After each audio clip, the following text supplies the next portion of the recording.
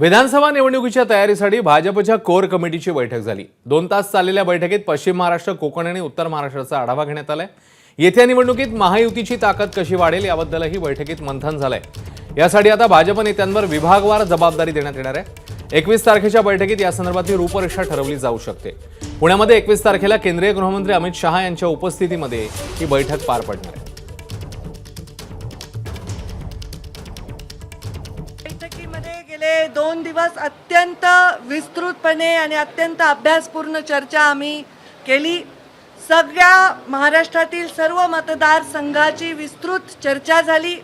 आमच्या सोबत महायुतीमध्ये असलेले आमचे जे शिवसेना आहे आणि राष्ट्रवादी आहे यांच्या समवेत महायुतीची जास्तीत जास्त उमेदवार कसे निवडून येतील याचा प्रयत्न करण्याच्या संदर्भामधली एक व्यूहरचना देखील या बैठकांमध्ये आम्ही चर्चेमध्ये घेतलेली आहे।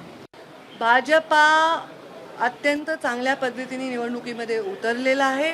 आता आम्ही सांगितलंय की जो नरेटिव्ह तयार केलेला गेला फेक पद्धतीने लोकांच्या अत्यंत भावनांना हात घालून फेक नरेटिव्ह जो एस्टॅब्लिश झाला त्याच्यामुळे नक्कीच आम्हाला लोकसभेमध्ये नुकसान झालं आहे। आता तो विषय आम्ही मागे टाकलेला आहे। आम्ही आता विधानसभेच्या विजयाकडे पुढे एक पाऊल जात आहोत आणि आमचा जो प्लॅनिंग आहे, जी आखणी आहे त्याच्यामध्ये अत्यंत सिन्सिअरली काम करणारा भाजपचा कार्यकर्ता जेव्हा हातामध्ये विजयाची धुरा घेईल, महायुतीचा विजय घडवण्यासाठी, मित्रपक्षांसमवेत विजयी होण्यासाठी जेव्हा निश्चय करेल तेव्हा आम्ही फार चांगल्या मतांनी सर्वजण विजयी करून महायुतीचं सरकार। एबीपी माझा, उघडा डोळे बघा नीट।